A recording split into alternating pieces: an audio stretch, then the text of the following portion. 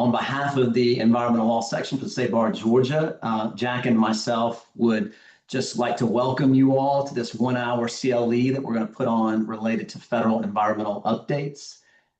Jack is the secretary of our Environmental Law Section, and he's also a fourth-year environmental attorney with KMCL Law in Atlanta, and does complex regulatory compliance and environmental litigation and many other things in all areas of environmental law.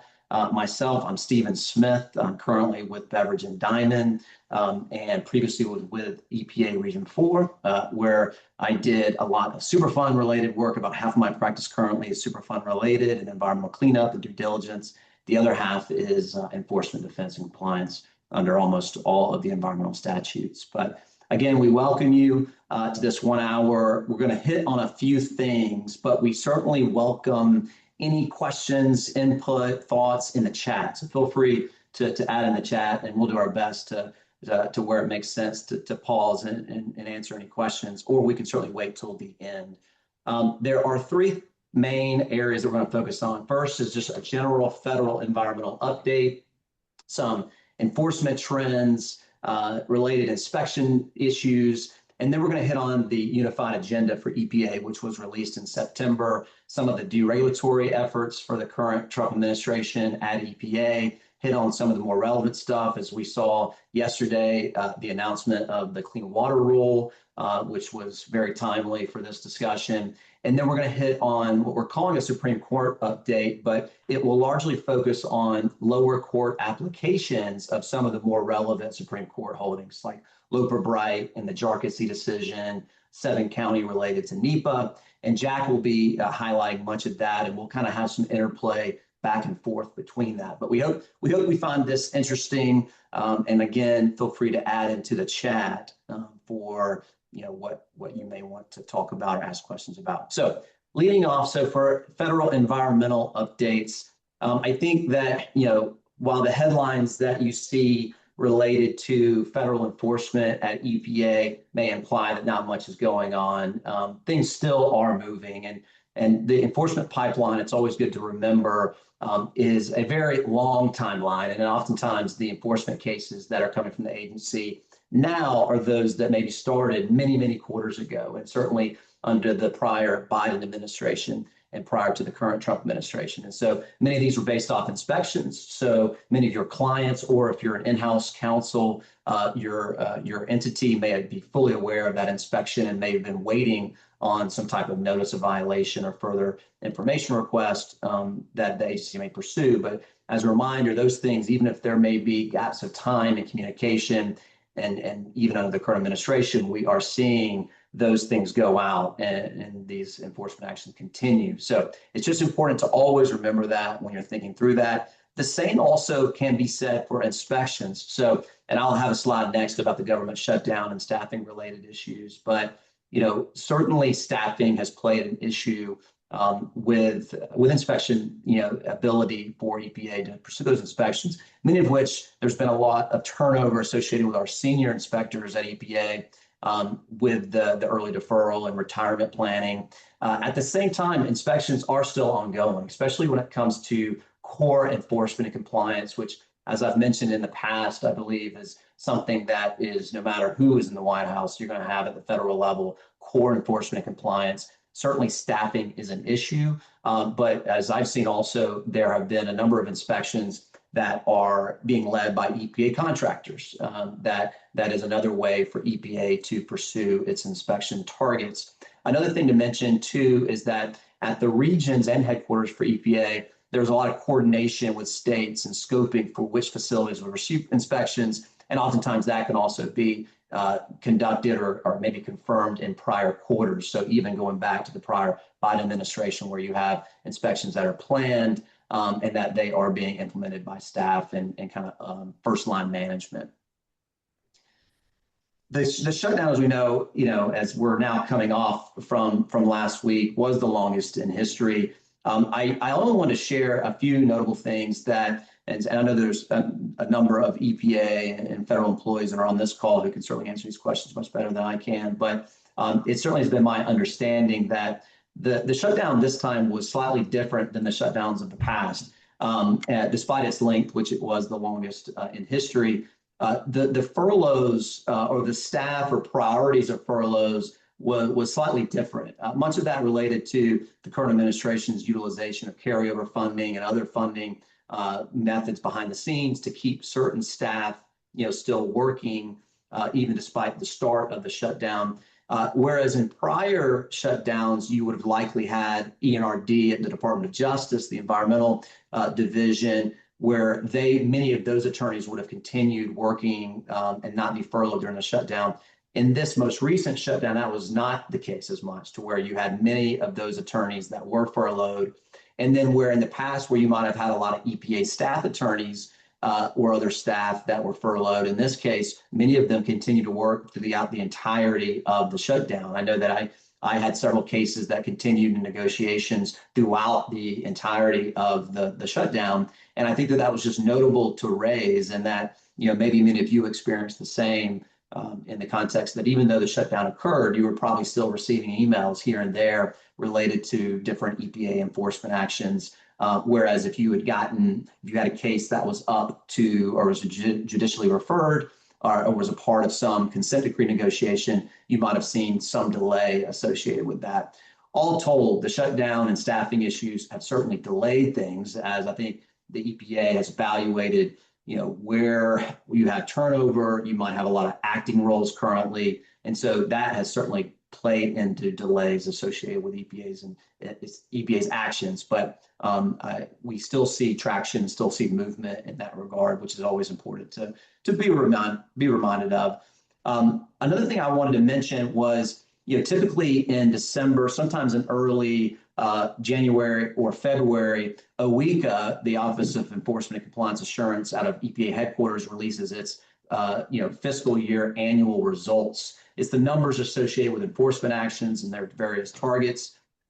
Given that this fiscal year, we would expect it maybe next month, and maybe the shutdown may delay that, so you might expect it in early 2026. We'll show kind of the last fiscal year and the numbers associated with that. As we know, at least during the prior Biden administration, enforcement numbers and targets were increased. A lot of staffing was increased. So those numbers may still be relatively high, as the new staffing things come into play for next fiscal year, where you might see some of those numbers start to drop because of the staffing. The other thing I wanted to mention was there has always been, you see some media releases about this or articles about it, about organizational changes. We've certainly seen where EPA has more or less disbanded the Office of Research and Development, moving or repopulating many of those staff members to other divisions within the agency. That, I believe, will continue. And there are little crumbs that maybe EPA has been releasing about its efforts to do so. One thing that I would acknowledge, and these are all hypotheticals or assumptions that are not guaranteed right now, but there has been talk at least about when it comes to OECA, which is its own enforcement division within headquarters, and then at the regional level you have ECAD, the Enforcement Compliance and Assurance divisions, that they may go back to within their actual programmatic offices for water, air, waste, and certainly under the Superfund cleanup division. And so I don't know what stage of consideration that may be, but it does appear that Administrator Zeldin has kind of offered up a few comments about that. I know that we've also seen Project 2025 Blueprint be a basis of the current Trump administration decision-making. And one of the things that was a part of that was eliminating the standalone enforcement offices, both at headquarters and at the regions. I'll mention regarding that in the past, even in Region 4, that the office, the ECAD, the Enforcement Division, was not always in existence. So there's been times where this type of inclusion of enforcement staff with programmatic staff in the same division was the norm. There have been many reorganizations within the agency over the course of many presidential administrations, but this would just be potentially a change, and it may or may not really impact enforcement numbers or other issues. But it's something to be kind of aware of or be tracking. I'm certainly tracking it myself. The other thing is the perceptions, both real and perceived, of a rise in citizen suits to fill any gaps associated with any decline in federal enforcement, which, as I mentioned, I truly believe is more staffing related, at least when it comes to core enforcement and compliance issues. And so I think the numbers and the pipelines, as I talked about for the enforcement, are akin in the citizen suit side. As you all know, these things take time, and while we're seeing increased numbers of citizen suits, those I think we'll need to look through another few months to see the tangible increases in citizen suits. But it's certainly something that I think that the regulated industry is on the lookout for. The same can be said for states that may lean blue or are blue to fill in any gaps of perceived federal enforcement declines. I think many issues kind of populate on that. I think that many of the environmental NGOs are well funded right now because of the galvanization against the second Trump administration by many of the ENGOs and its funders. There's also been a lot of other relevant emerging contaminant litigation and rulemaking that is being proposed, which I'll highlight here shortly. Detection methods being more smaller, these thresholds, and also even the use of AI, which might expedite some of this process, at least for information gathering as it scrapes data in the ECHO database or other systems. I know that FOIA has certainly been a method that ENGOs have been using in increasing amounts to identify various facility-related documents or information. I'll note on the AI stuff that I read recently an article about EPA's use of AI. Certainly the federal government is attempting, not new, even under the prior Biden administration, AI was at least being considered and utilized in various things. But I think you may see a more formal reference to artificial intelligence use in the federal government. For EPA, it probably might be in summarizing public comments. As we all know, for the Clean Water Rule and other major rulemaking, there are hundreds of thousands of comments that are often submitted. So the use of AI in that process may be becoming more of a norm in the future. And I think that's of interest that we can track and see. The next thing I'll talk through is the deregulatory and kind of unified agenda that EPA announced. Admittedly, in October, we've been hearing deregulatory guidance or deregulatory efforts since the start of the administration earlier this year. And I think that the October 21st regulatory guidance from OMB was just another reminder that this was a significant priority of the current administration. And while it does not have the force of law, it will be something that lends in practice to rulemaking. And so the next thing I want to highlight is that, as we've talked about in the past, there's been lots of executive orders, many of them sometimes acting akin to press releases. And there hasn't been tons of progress on rulemaking, but I think that is starting to pick up now. And I think that the unified agenda that was released by EPA and other federal agencies in September is one area that if you have issues, whether it be for your clients or internally with your organization that are important to you, rules that are important to you, it would be very important for you to go into EPA's section, which has about 107 plans for rulemaking. And there's a whole list, and I'm certainly not going to go through all of them, but I do think that this is probably, from a rulemaking standpoint, one of the most significant announcements since the back in March of the biggest deregulatory action in U.S. history, which highlighted 31 items, many of which are a part of this 107 that are in the EPA's unified agenda. Unified agenda is done twice a year, and so this is not anything new. But I just think that given the amount of emphasis on rulemaking and reconsiderations that the administration has been talking about, I think that seeing exactly what they're planning is important. And for each proposed reconsideration or rule, you can actually click on the link in the website, and it will provide kind of a summary of what the plan is and potentially even a timeline associated with that. There are maybe a few notables that I would highlight. One of it relates to emissions from power plants, with a final rule being expected in the coming months. Yesterday, I was able to update this slide deck to reference the revised Clean Water Rule that many of you may be reviewing now and seeing how that may impact your various cases, clients, or organizational priorities. That certainly will be something that I imagine later maybe our section will put on a CLE for, have as a topic of discussion. The 2009 endangerment finding is also something that is worthwhile to look at. The proposal was back in August with a final rule expected soon. And there's going to be certainly litigation about that. As we know, it goes back to 2007 in the Massachusetts versus EPA decision, where the Supreme Court held that greenhouse gases are air pollutants covered by the Clean Air Act. And then hence you have the 2009 endangerment findings. For those that are in the water space, the 401 improvement rule, in the coming months, likely a final rule is expected. That's kind of been a ping pong ball, much like many of the environmental issues. And then you also have CCR management unit deadline extension rule. So the rule was previously withdrawn, but it's still at least under consideration for revisiting per the unified agenda by EPA. The last thing I'll highlight before kicking it over to Jack to talk through some of the lower court applications is the PFAS related rules that are referenced in the unified agenda. There were actually 7 that are PFAS related, and I'm really just highlighting 3 now. The first of which is the National Primary Drinking Water Standard for PFAS.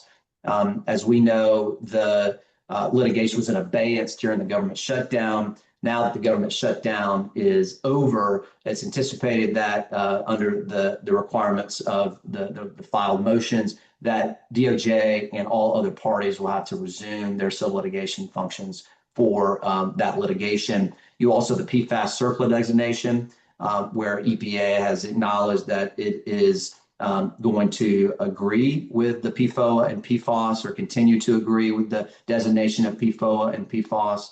I know that the deadline for final briefs for that case is early December, so that will be something that we'll be tracking for purposes of where that litigation may find itself now that EPA has come on record that it plans to continue to support it. You also have the PFAS TSCA reporting rule, with EPA announcing a recent proposed revisions, which would maybe provide for a little more flexibility to companies that manufacture PFAS or import PFAS containing items for purposes of their reporting plans. And so I just think those are 3 very notable PFAS related rulemaking efforts and litigation that is important to be tracking. So now that we finished that, I was going to hand it over to Jack to talk through some of the lower court applications of Supreme Court holdings. Great, thank you. And I'm going to start with Loper Bright today. I gave a talk on Loper last year that I think some of you had the misfortune of attending. So if that is true, this will be repeat information. But for those of you that didn't, this will sort of set the stage for our larger discussion. So for 40 years, Chevron USA versus Natural Resources Defense Council governed judicial review of agency statutory interpretations. Chevron had 2 steps. At step 1, the court asked whether Congress had spoken directly to the question or perceived ambiguity in the statute. If the statute was ambiguous, step 2 then required courts to defer to any reasonable agency interpretation. Chevron's animating idea was that agencies have policy expertise and political accountability and therefore should fill in statutory gaps. After Chevron, there were a few more decisions that piled onto agency deference. So first was U.S. versus Mead Corp, which added a threshold inquiry, or a step 0, where you had to ask whether or not Congress intended an agency to have the ability to speak with the force of law. Then the court decided National Cable and Telecommunications Association versus Brand X. And Brand X said that when a statute's ambiguous, an agency was permitted to adopt an interpretation that effectively displaced a prior judicial interpretation. So in practice, that meant that agencies could sometimes overrule courts when statutes were unclear. And before Chevron, courts applied something called Skidmore, which I won't go into, but at this point, that's 4 different theories of deference. So things were a bit of a mess prior to Loper. The case that Loper was about was centered on a challenge by several family-owned fishing companies in the Atlantic herring fishery. The National Marine Fisheries Service required federal observers on board fishing vessels, and the statute was ambiguous as to who would pay for those observers. And so the agency began requiring the private fishing fleets to pay for the observers, and they in turn challenged. The First Circuit upheld that cost shifting, but only because of Chevron, because of the required deference that Chevron required it to give after judging the reasonableness of the agency's interpretation. Therefore, the question for the Supreme Court was whether Chevron should be retained, limited, or overruled. The court held that Chevron is inconsistent with the Administrative Procedures Act, And the court grounded its analysis in the text of Section 706, which instructs courts to decide all questions of law and interpret statutory provisions. The court reasoned that Congress, through the APA, assigned the judicial power of statutory interpretation to courts and not agencies. The court also held that Chevron had proved unworkable. Courts struggled to define ambiguity, struggled to determine how much deference was required, and struggled to consistently apply Step 2's reasonableness inquiry. Importantly, the court did address stare decisis. It held that prior judicial decisions that applied Chevron remained valid under statutory stare decisis unless and until Congress would amend those statutes. But Chevron doctrine is gone. Courts must exercise independent judgment on all questions of statutory interpretation. Agencies still receive respect for their expertise, but no binding deference. The inquiry is now whether the agency's interpretation is the best reading of the statute. So now we're going to look at a few applications of LOPR in the lower courts to see how this is sort of playing out and developing. So first is going to be Texas versus EPA out of the Fifth Circuit. Texas versus EPA was one of the earliest and most detailed applications of LOPR Bright. It arose under the Clean Air Act's Good Neighbor provisions, which require states to prohibit emissions that will significantly contribute to non-attainment in downwind states. Texas submitted what's called the State Implementation Plan, or a SIP, intended to satisfy those requirements. The EPA disapproved of the plan, finding that Texas failed to adequately analyze its contributions to downwind ozone problems. Texas' analysis relied on a series of charts and wind pattern diagrams, but it did not contain photochemical modeling, did not quantify contributions, and did not explain how Texas's measures would prevent interference with maintenance obligations. Texas argued on appeal that EPA's disapproval violated the Clean Air Act, violated notice and comments principles, and violated timing constraints on EPA. The Fifth Circuit rejected all of those arguments in turn. The question presented was whether EPA properly disapproved the SIP under the Clean Air Act and whether EPA's interpretation of the statutory terms were permissible after LOPR. The court began by citing LOPR and stating that Chevron no longer applies. The court then evaluated the statute using independent judgment. The Good Neighbor provision requires states to eliminate emissions that significantly contribute to non-attainment or interfere with maintenance. Texas argued that the interfere with maintenance prong was subordinate to the contribute to non-attainment prong. The court rejected that, holding that each is independently significant. The court reached that conclusion by analyzing the text and structure of the provision, and importantly, did not reach it by deferring to EPA. And they go to great lengths to make that clear in the decision. The court also held that the disapproval of Texas SIP was not arbitrary and capricious, which is that famous standard from admin law. The charts, wind diagrams, and qualitative descriptions were not a reasoned analysis in the court's view. Texas had ignored the modeling that EPA's guidance had suggested and not supplied its own technical justification. The court held that EPA could reasonably find the SIP insufficient. The key point here is how the Fifth Circuit used LOPR. It did not defer to EPA. It conducted its own analysis, but that analysis ultimately supported EPA's interpretation. That's the new post-LOPR world. Agencies win when the statutes support them and not because of deference, or more cynically, when judges agree with them for statutory reasons or other. So next we'll look at Iowa versus Department of Energy. This case involved the Department of Energy's update to the petroleum equivalency factor used to calculate fuel economy for electric vehicles under the Energy Policy and Conservation Act. The statute requires DOE to consider several factors, including how EVs use energy, the aggregate energy consumed in producing electricity, and the relationship between electricity generation and petroleum use. DOE had historically followed a methodology established back in the 80s. This new rule changed that by introducing what DOE called the cumulative gasoline equivalent fuel economy value, which grouped EVs with hybrid vehicles for certain calculations. DOE did not include this method in a proposed rule. Instead, the final rule adopted it without giving the public notice. The question presented was whether DOE exceeded its statutory authority and whether the new methodology violated the notice and comment requirements of the APA. Just a quick note on standing, because standing is or used to be a really interesting and cool concept. Standing was established here partially based on mass versus EPA, because increased energy consumption brought about by the credit scheme could harm coastal states.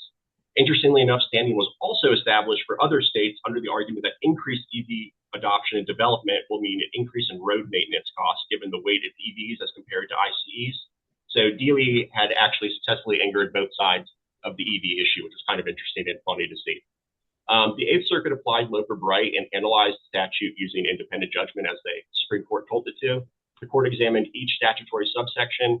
It found that subsection 4 required DOE to consider aggregate energy consumed in electricity production, but that subsection alone did not authorize the cumulative gasoline equivalent approach DOE had adopted. The court noted that the DOE's early interpretations immediately after enactment did not include this method.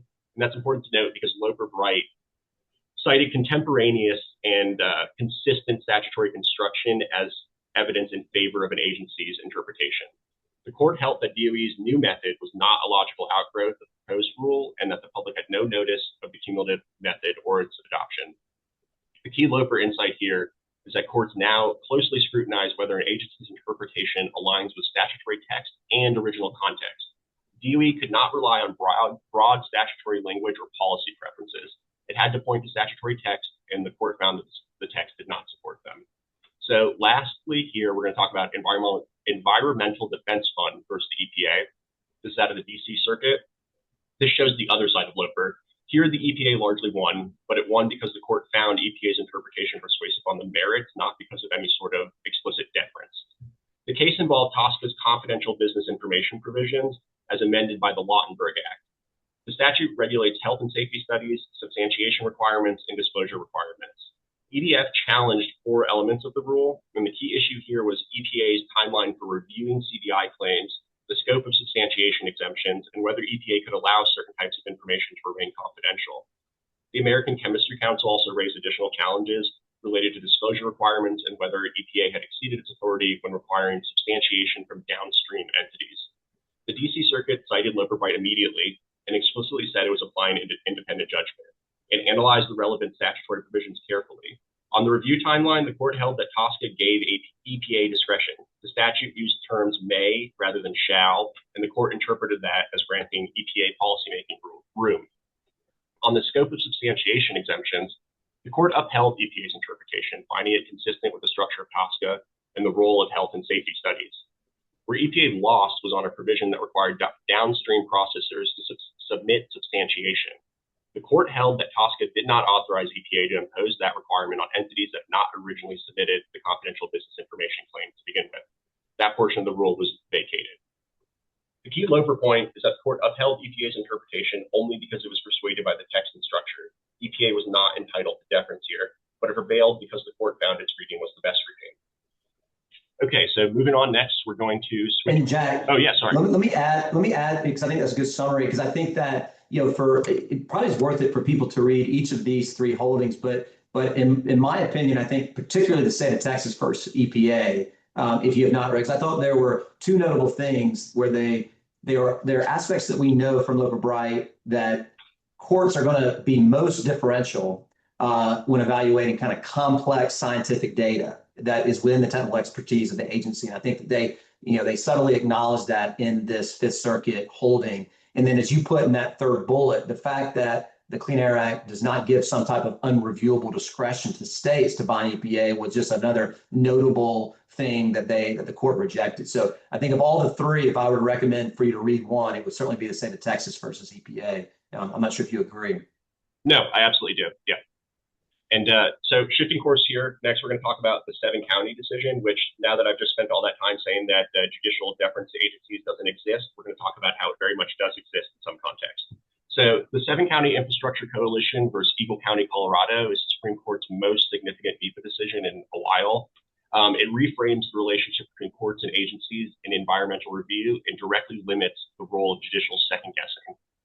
It also resolves long-standing tension between NEPA's procedural requirements and the tendency of some courts to review environmental impact statements with the rigor of technical audits. The project at issue here was a rail line in Utah designed to move crude oil out of the Uinta Basin. I butchered that pronunciation. I apologize if you're from Utah. The Surface Transportation Board approved the project after preparing an environmental impact statement. Eagle County, Colorado challenged that approval, arguing that the EIS failed to adequately consider the risk of wildfires, increased train traffic in Colorado, spill risks, and environmental effects on downstream communities. The 10th Circuit vacated the project approval. It held that the EIS was deficient because it did not sufficiently analyze those things.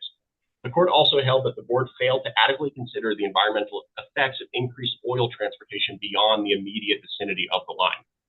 The question presented to the Supreme Court was whether courts may vacate an agency's approval of a project based on perceived deficiencies in an EIS, even when the agency followed required procedures and considered the relevant factors. The court held that NEPA is strictly a procedural statute. It requires agencies to take a hard look at environmental effects, but does not mandate any particular outcome. Courts review NEPA compliance under the arbitrary and capricious standard, which is extremely deferential.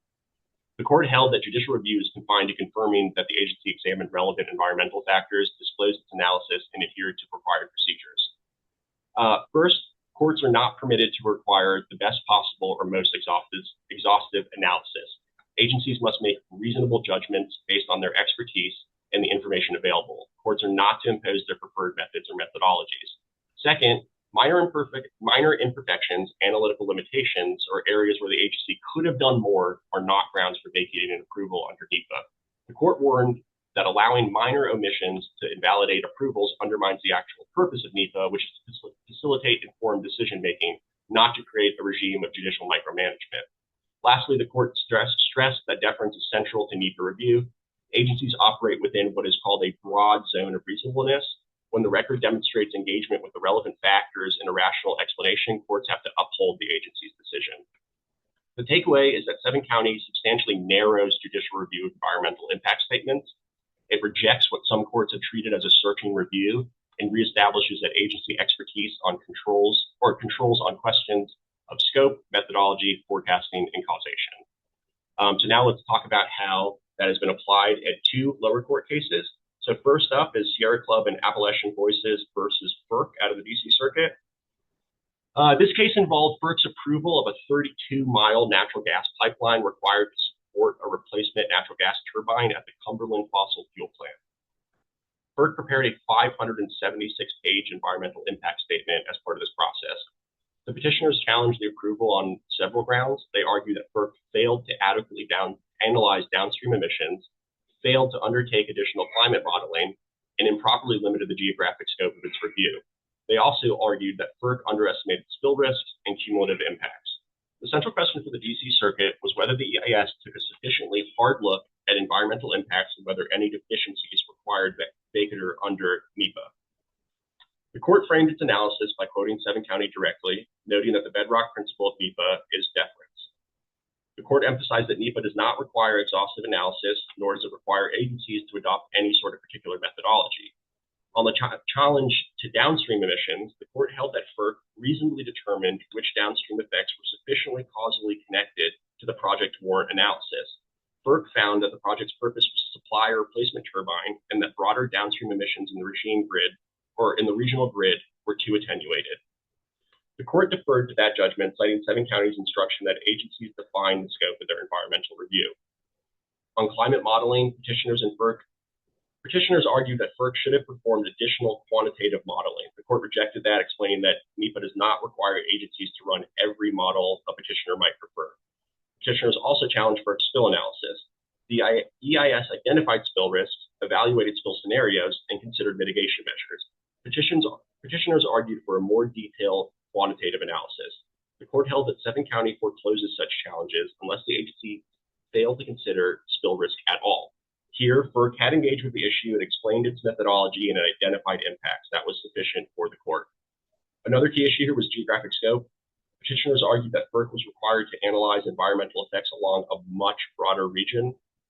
The court held that FERC reasonably limited its analysis to the areas where effects were reasonably foreseeable. This part of the opinion felt like being in law school again with the whole reasonably foreseeable standard. This is a direct application of 7 counties' emphasis on reasonable boundaries of causation. The holding was that FERC took a hard look, disclosed relevant information, and reached a decision within, again, a broad zone of reasonableness. The EIS may not have been perfect, but NEPA does not require perfection. The takeaway from Sierra Club is that 7 County has ended the era of intensive judicial scrutiny of EIS sufficiency. The DC Circuit treated every major issue as a question of agency discretion, so long as the EIS demonstrated reasoned engagement with that issue. So on the other side, we have Friends of the Everglades versus Department of Homeland Security out of the 11th Circuit. This case involved construction activities in the Everglades associated with a border infrastructure project, commonly known as Alligator Alcatraz. The key threshold was whether there was a major federal action here triggering NEPA. At the time construction had occurred, no federal funding had actually been committed. DHS had preparatory involvement, but had not approved funding. The petitioners argued that the lack of finalized funding didn't matter here because DHS had conducted an EIS and the EIS contained analytical deficiencies. They argued that the assessment should be reviewed under NEPA regardless of whether funding had been finalized. The question presented was whether NEPA applied, and if so, whether the EIS was adequate. The 11th Circuit applied Seven County to both those issues. First, on the federal action side, the court held that NEPA applies only when an agency commits itself to a course of action subject to federal control. Because DHS had not approved funding, there was no final agency action here. Preparatory work does not trigger NEPA. Petitioners therefore lacked a substantive NEPA hook. Second, the court addressed petitioners' arguments that the EIS was deficient. Petitioners argued that the EIS underestimated hydrological impacts, failed to analyze downstream ecological effects, and contained insufficient cumulative effects analysis. The 11th Circuit explained that Seven County requires reviewing courts to consider the agency's decision, not the assessment in isolation. So here, even if the assessment had analytical shortcomings, those shortcomings do not constitute reversible error unless petitioners show that they undermined the rationality of the agency's decision and would actually change the agency's decision. There had been no final agency action here to judge under NEPA, and the assessment is not an agency's final decision regarding a project. The court found that the Department of Homeland Security had identified hydrological impacts, described ecological effects, and addressed cumulative impacts sufficiently for NEPA purposes, that all being said. The agency had explained what it analyzed and why. That satisfied the hard look requirement. The court also emphasized that courts are not to scrutinize the technical quality of an EIS unless the agency failed to consider an entirely relevant factor that again would have changed the agency's decision. So that is a high bar to clear. Petitioners also argued that the Department of Homeland Security should have incorporated more robust modeling from other federal and state agencies. And again, the court cited Seven County and pushed back, saying that it makes clear that agencies are not required to use the best or most complex analytical tools. Reasonable methodological choices fall within agency discretion. So together, Sierra Club and Friends of the Everglades showed that Seven County has produced an immediate contraction, or what was likely to produce an immediate contraction in NEPA litigation. Courts are no longer treating environmental impact statements as technical documents to be corrected or perfected. Instead, the question is whether the agency identified relevant factors, disclosed its reasoning, and made a decision within a broad zone of reasonableness. Seven County returns NEPA litigation to its procedural core and instructs courts to defer to agency expertise. That shift is already reshaping environmental review across multiple circuits. We're going to move on to Jarcasey, unless, Stephen, you have any.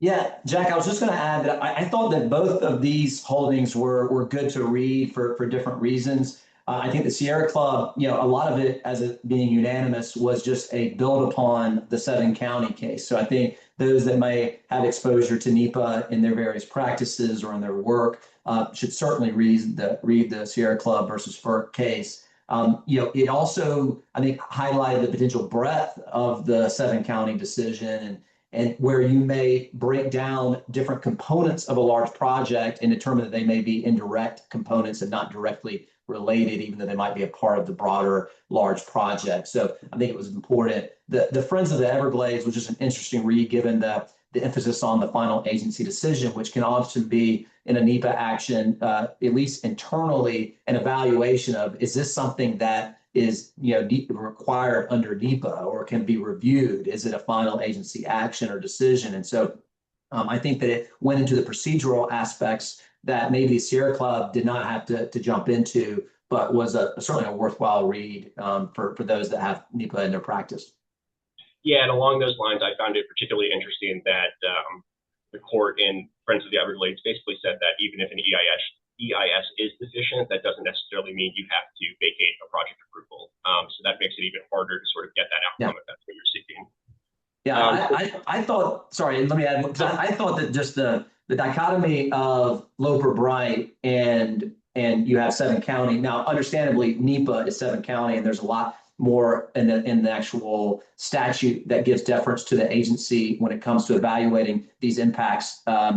But it is an interesting take where you have substantial deference, supported unanimously by the Supreme Court in Seven County, and then further supported here in the DC Circuit for Sierra Club. And then you kind of have this reluctance when there is ambiguity when statute. So I think it really just leans more, as we already know, that on the congressional side, when it comes to statutory revisions and statutory law, that explicit deference given to agency can be an overriding aspect for the Supreme Court when it comes to how much they're going to give deference. And I think these kind of highlighted the flip sides of statutes that maybe where one does and where one does not.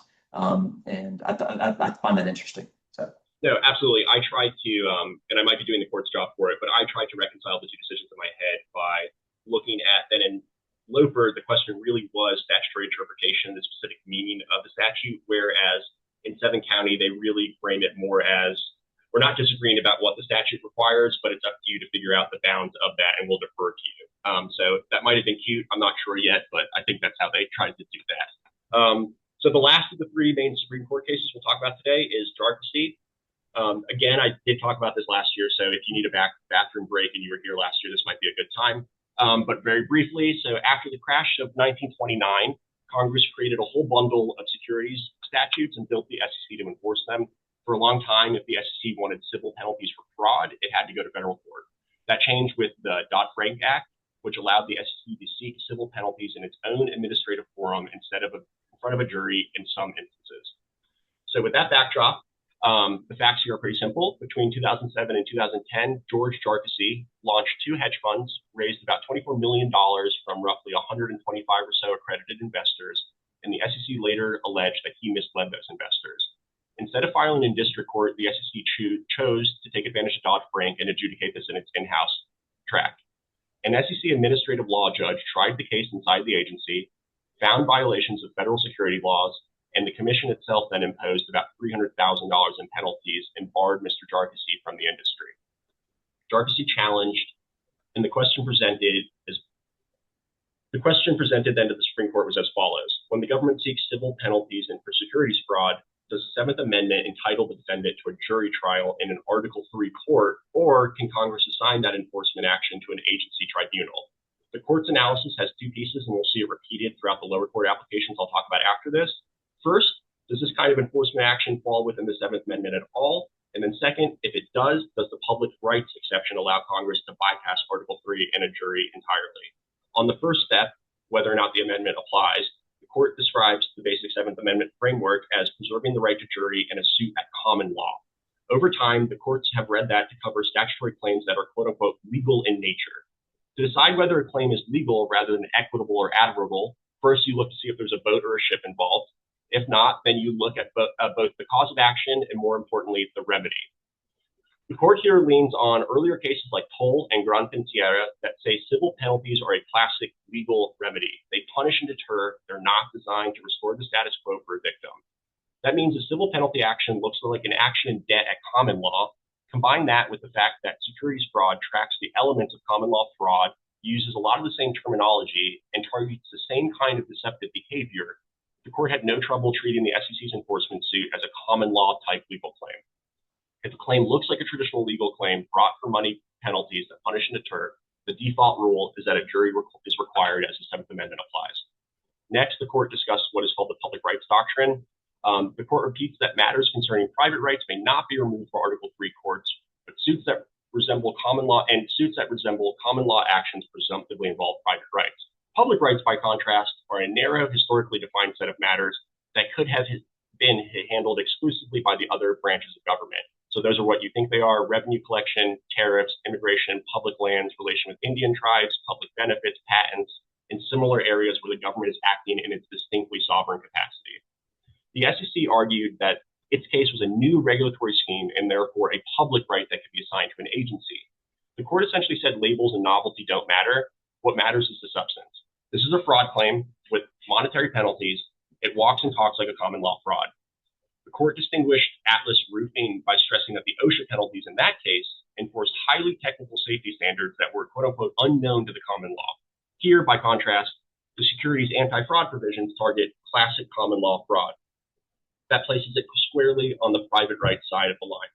Putting all that together, the court held that Seventh Amendment entitles defendants to a jury trial when the SEC seeks civil penalties for fraud, and that those private right claims cannot be siphoned out of an Article III court into an in-house tribunal under the public rights exception.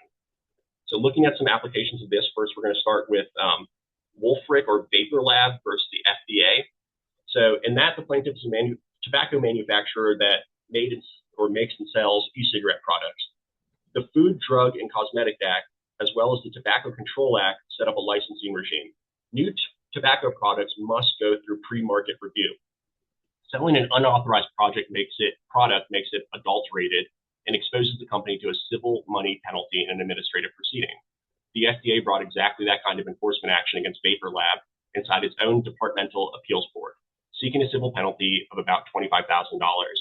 Vapor Lab answered the agency complaint, but expressly refused to waive its Seventh Amendment rights, and then filed a separate suit in federal district court challenging the whole civil penalty scheme as unconstitutional following Jharkhasi. The district court began as Jharkhasi told it to. Does this enforcement proceeding qualify as a suit at common law? The court walks through the historic text, asking whether the cause of action and the remedy of common law analogs, and emphasized that the remedy is the most important part of that analysis. FDA civil money penalties look just like the penalties in Jharkhasi. They are designed to punish and deter, they increase for repeat violations, and they are not pegged to compensating any particular injured party. That is enough for the court to conclude, or that was enough for the court to conclude, that the FDA's penalty action is legal in nature and implicates the Seventh Amendment, even though the underlying statutory scheme is framed as a licensing regime rather than some sort of traditional tort known at common law. On the cause of action side, the court was candid that it was hard to find a perfect 18th century common law analog for an FDA licensing penalty, and it actually bemoaned the parties' failures to do so also. But regardless, it ultimately said that under Jharkhasi, the remedy carries most of the weight. And because here, civil penalties are the prototypical common law remedy, their use in this context is enough to trigger the Seventh Amendment. Once the Seventh Amendment is implicated, the court then turned to the public rights exception, which is the only way to get out from that. It took Jharkhasi's direction that the exception is a narrow judicial invention and walked through the established categories. The FDA attempted to recast this case as a classic public health enforcement matter, but the court quickly pointed out that public health is traditionally a state police power, not a distinctive federal prerogative like customs or immigration. On the record, the court held that FDA civil penalties proceeding do not fall into any of the historic public rights boxes, so the claim must be adjudicated in an Article III court with a jury. For our purposes, Wolfric shows an aggressive reading of Jharkhasi. The court is willing to extend Jharkhasi to a new regulatory scheme, even when the cause of action is not obviously a common law, does not obviously have a common law analog, so long as the remedy is punitive and the government cannot convincingly tie the scheme to one of the narrow public rights exceptions. So another application here is AT&T versus the FCC out of the Fifth Circuit again. The facts here will feel familiar if you've been following recent FCC privacy actions. AT&T ran a location-based services program that relied on access to customer location data. The commission eventually concluded that AT&T had failed to reasonably protect that customer proprietary network information and imposed a $57 million forfeiture under Section 222 of the Communications Act. The commission used its in-house process. It issued a notice of apparent liability, received a written response, adjudicated the dispute itself with no jury, and then entered the forfeiture order. AT&T challenged the order and raised the Seventh Amendment argument after Jharkhasi. The Fifth Circuit framed the question in Jharkhasi's terms: is this enforcement proceeding a suit at common law? And if so, does the public rights exception allow the commission to keep it inside the agency? On the remedy, the court quotes Jharkhasi and essentially says this is the easiest part of this analysis. The FCC is imposing civil penalties designed to punish and deter violations of Section 222, not to restore any specific customer to status quo. That is the classic pattern for a legal remedy in the form of money damages, so the Seventh Amendment is implicated. The FCC did not even try to challenge that. They sort of conceded that point and moved directly onto the public rights aspect and the cause of action analysis. So here, the commission argued that privacy obligations for common carriers and the surrounding enforcement scheme are too technical to be analogized to any traditional common law claim. The Fifth Circuit rejected that framing and instead asked whether there was a close relationship between the statutory claim and any common law cause of action. The court concluded that an enforcement action under Section 222 is essentially a negligence case, which is wild to me, but AT&T had a statutory duty to take reasonable measures to protect customer data.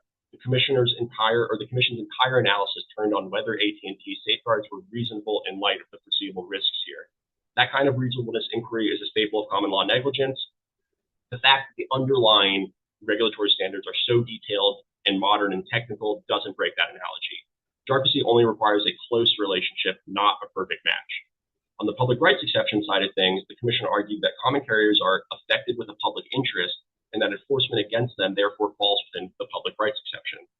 The Fifth Circuit was very skeptical, noting that common carrier regulations have deep roots in the common law and that negligence suits against carriers have long been heard in courts, not agency tribunals. It also emphasized that if anything implicating the public interest counted as a public right, the exception would soon swallow all of Article 3. The opinion instead returned to the same limited list of historic categories that the Supreme Court used in Jargosy.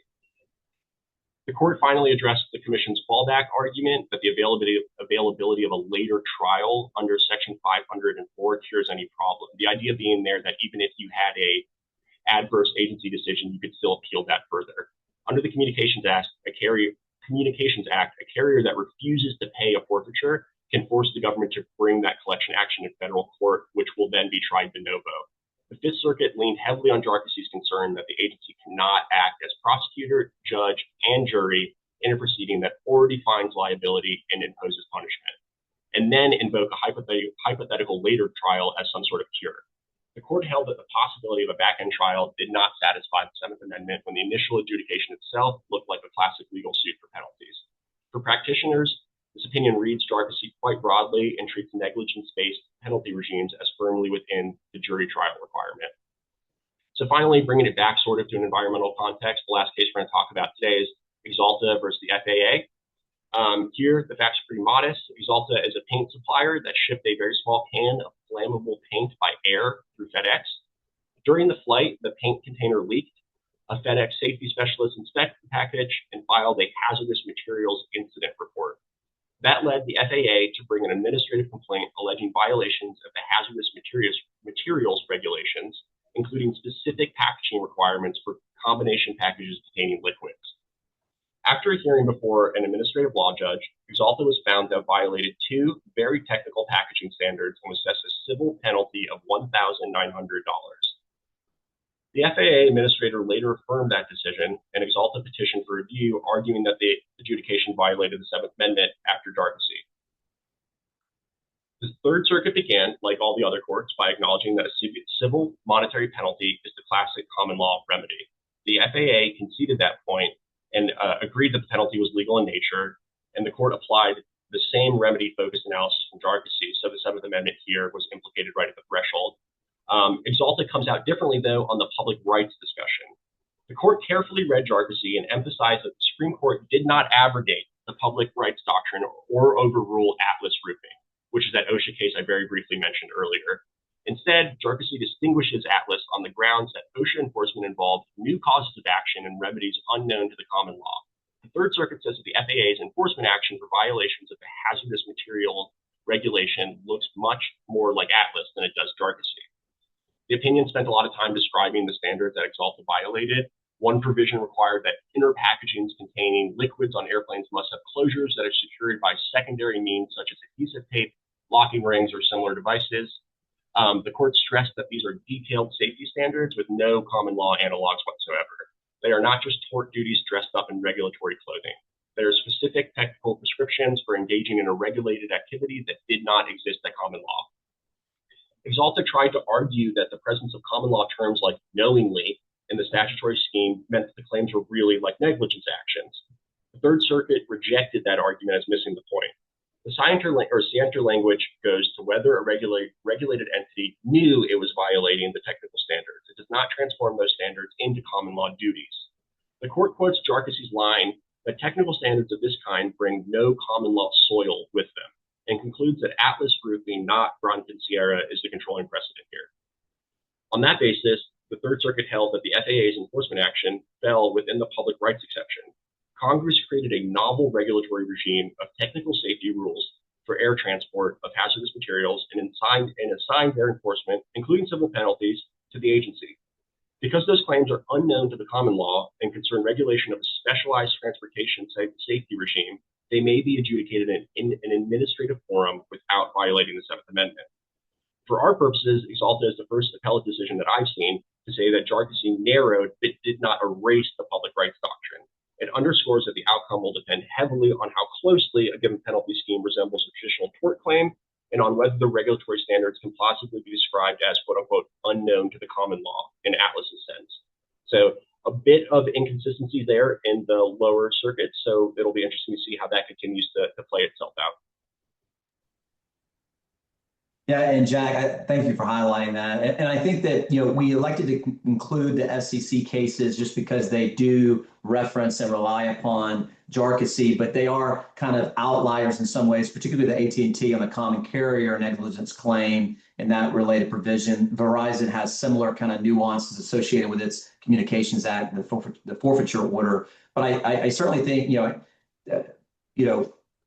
both the regulated community and the regulators are evaluating their litigation risks associated with jarcossy. And we all know there are benefits to both parties with finding settlement, to resolving via settlement, as opposed to having the transitional cost and litigation risk associated with going into litigation that the jarcossy opinion would maybe state that you would need to go to toward Article 3 court. And so as each side is evaluating these things, I just find the jarcossy decision very intriguing. And I think that of the four cases, no doubt the Wolf-Ferrick, the FDA case, and the Axalta case, particularly if you think through environmental violations that exist and EPA pursuing those, or OSHA-related violations, that if you're intrigued in this issue, I would recommend that you read both of those. Now, the Wolf-Ferrick is in the Northern District of Texas, so it's a district court. I do not know, and I'm not sure if Jack, if this is being appealed up to the Fifth Circuit, but that would be something that might be interesting to track, given the FCC case in the Fifth Circuit, and kind of evaluating kind of what the I find the public rights exemption to kind of be at play. What Wolf-Ferrick kind of hit on was this common law claim, which is the basis of jarcossy. Is this based in common law, and is it intended to punish and deter?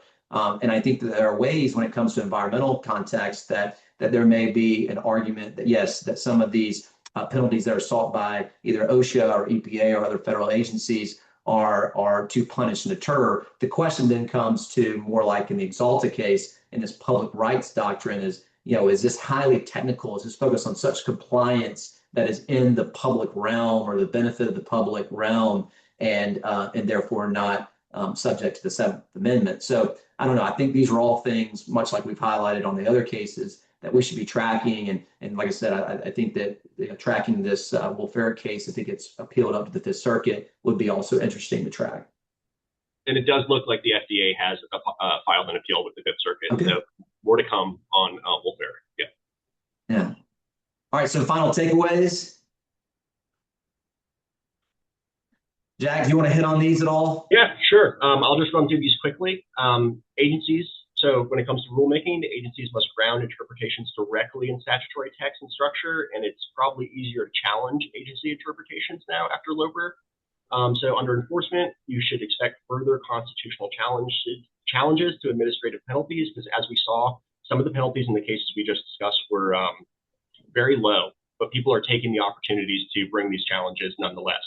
So in a permitting context, NEPA litigation will likely focus on process and not the adequacy of environmental analysis. So it's sort of easy to assume and see how that could lead to a contraction of valid challenges to federal projects under NEPA. In the litigation sphere, get rid of your Chevron arguments, don't make them anymore, emphasize, or at least change how you make them. Emphasize textual, structural, and historical reasoning rather than agency interpretations. And a big thing that was common throughout all of those decisions was contemporaneous interpretation. If you can go back and show that an agency has been interpreting something one way from the very beginning, that'll really help with getting, I want to say deference, but I don't want to use the word deference. That'll help in establishing that viewpoint. So lastly, on outlook, the 2026 Supreme Court term is likely to revisit administrative adjudications and NEPA deference as circuit splits deepen, as we just saw. Jack, thanks so much. And it's as if we plan on this being 1 hour, because we're right here at 12:59. So I hope that everyone has enjoyed this quick hour on your lunch break or whatever else you may be doing. But we certainly want to kind of give a federal update and evaluate kind of where are the lower courts on these Supreme Court holdings. And we will all be tracking, as Jack just said in that last comment, we'll be tracking 2026, where these may go. But we hope everyone has a wonderful day. And Lane, I'm not sure if you want to end this out or what we should do, but really appreciate everyone's participation. Thank you, everyone.